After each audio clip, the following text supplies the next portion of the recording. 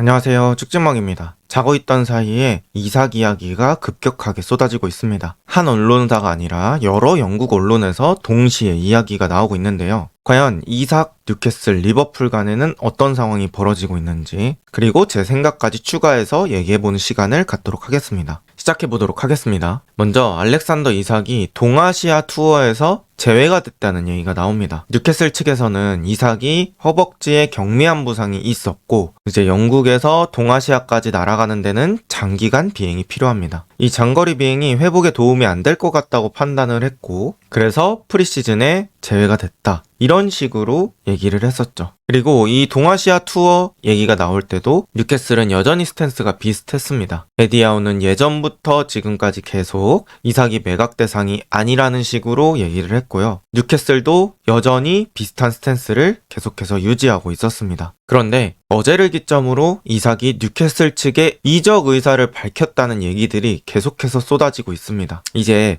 이삭이 이 프리시즌 제외됐던 게 뉴캐슬 구단 측에서 배려를 해서 빼준 게 아니라 이삭이 직접 요청했다는 주장들이 나오고 있습니다. 이건 팩트라고 볼 순 없고 주장 중에 하나입니다. 그런데 만약 이 말이 맞다면 이삭은 허벅지 부상이 아니라 이적 상황 때문에 제외를 요청했을 가능성이 높습니다. 결국 자신의 미래 때문에 일단은 프리시즌을 스탑한 거죠. 그리고 또 정밀 검사 결과 이삭의 허벅지 부상이 큰 부상이 아니라는 얘기도 나왔기 때문에 이 주장에 더 힘이 쏠릴 수밖에 없는 상황입니다. 그리고 이 동아시아 투어가 시작되기 이전, 그러니까 얼마 전에 셀틱과의 프리시즌 경기가 있었거든요. 그런데 이삭이 이 셀틱 원정도 참가하지 않았어요. 그래서 뉴캐슬 내부적으로는 이 이삭의 공기가 달라진 걸 또 눈치챘을 수도 있습니다. 어쨌든 영국에서 나름 큰 언론사들이 거의 똑같은 타이밍에 비슷한 얘기를 한다. 이건 이삭이 뉴캐슬 측에 이적 의사를 밝혔다는 주장이 매우 신빙성이 높다는 겁니다. 그래서 현재 이삭의 마음은 많이 움직이고 있다고 봐야 될 것 같습니다. 그리고 또 무슨 일이 있었냐면 이삭이 뉴캐슬과의 재계약 협상이 불발되기도 했습니다. 이제 뉴캐슬이 구단 역사상 이삭을 최고의 연봉 선수로 만들려고 했다고 합니다. 그런데 이삭이 원했던 주급은 30만 파운드,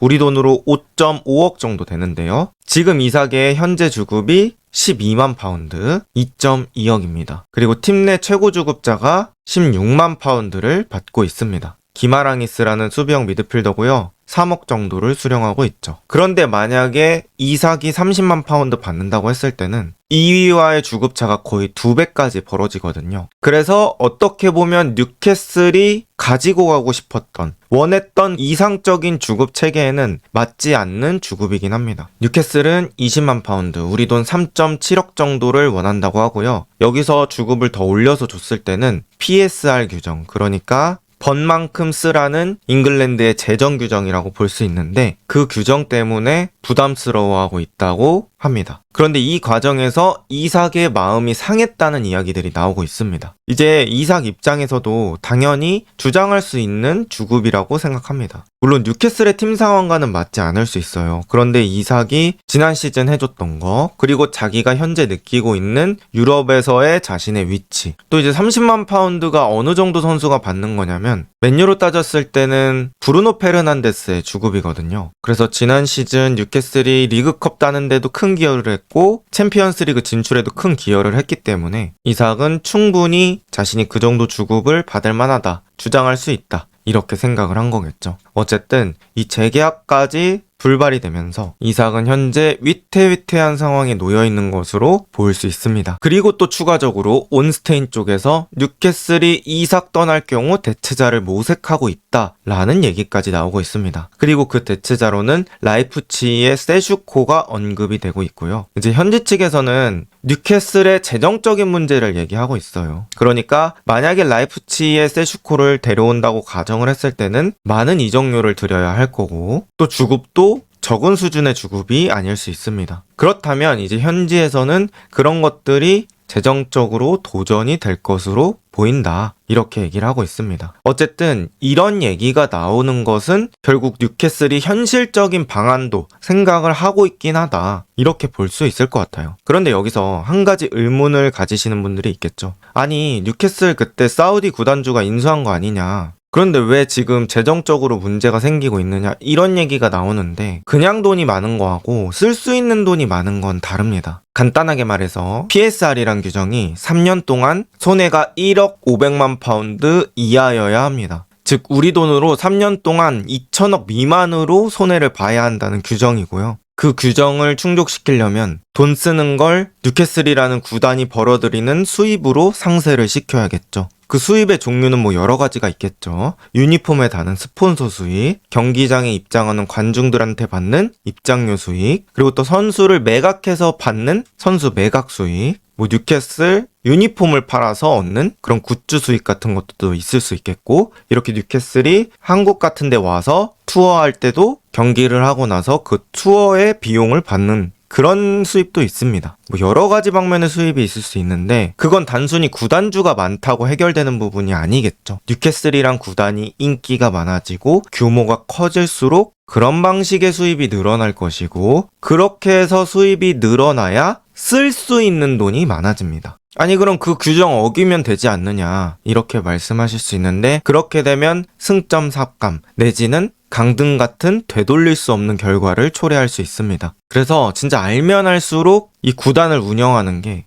정말 복합적인 것들이 걸려 있구나 이런 것들을 깨달을 수 있고요. 그럼 제가 이삭의 입장에서 한번 생각을 해보도록 하겠습니다. 이삭은 본인이 분명히 느낄 수 있을 거예요. 지금 지구 반대편에 있는 우리들도 이삭이 어느 정도의 위치인지 알 텐데 이삭 본인은 정말 더더욱 알겠죠. 제가 만약에 이삭이다? 이삭이 골 넣은 장면 한 20번, 30번은 돌려볼 것 같습니다. 어쨌든 제가 느꼈던 건 이제 실제로 시즌 중에 전 세계 스트라이커 중에서 가장 잘한다 라고 느꼈던 그런 시기가 있습니다. 구체적으로 기억나는 게 아스날이랑 리그컵 4강전 했던 그때쯤으로 기억이 나거든요. 제가 기록을 살펴보니까 24년 연말에서 25년 연초 그쯤이 진짜 이삭이 미쳤다고 평가할 수 있는 시기였고요. 득점력, 스피드, 연계 능력, 축구 지능, 경합 능력, 스트라이커에서 필요한 거의 모든 능력을 가지고 있었던 시기, 그리고 그 능력, 그 퀄리티가 절정이었던 시기가 그 시기라고 생각합니다. 그걸 분명히 이삭 본인도 알고 있을 거고,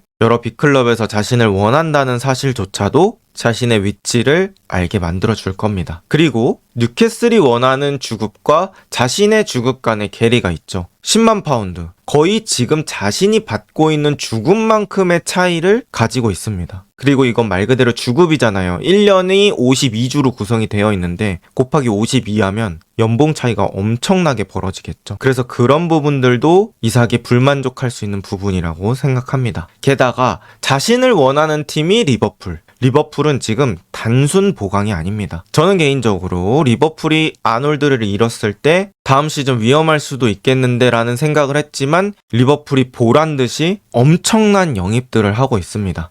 그리고 지금 영입하는 흐름들을 보면 이건 단순히 보강 수준이 아니고 아예 장기간의 대권을 먹으려는, 그러니까 유럽 전체를 지배해보겠다는 욕망이 보이는 그런 이적 시장을 보내고 있습니다. 그리고 그런 팀이 자신을 원한다고 밝혔고 이삭 입장에서는 그 팀의 일원이 되고 싶겠죠. 그래서 이런 심리로 인해서 이삭은 리버풀에 엄청난 관심을 보일 수밖에 없습니다. 그렇다면 뉴캐슬의 입장은 어떨까요? 일단 지금 이삭이 뉴캐슬과의 계약이 3년 정도 남은 상태입니다. 그럼 뉴캐슬은 어차피 3년 남았기 때문에 계약 관련 상태는 우리가 갑이다 이렇게 얘기할 수 있습니다. 내년에 월드컵도 있고 그리고 계약이 3년 남았기 때문에 뭐 지금 버팅기면서 불성실하게 훈련하고 뭐 그러면 너 경기 빼버려 뭐 이렇게 압박할 수도 있겠죠. 실제로 뭐 이삭급의 선수를 그렇게 압박할 수 있는지는 모르겠지만 어쨌든 가능성이 0%는 아닙니다. 뭐 그런 식으로 압박의 카드를 사용할 수도 있는 거죠. 그래서 3년은 계약 종료될 때까지 너무 많이 남았기 때문에 또 이삭이 엄청나게 유리한 상황까지는 아닙니다. 그런데 뉴캐슬 입장에서는 또 다른 생각을 할 수도 있겠죠.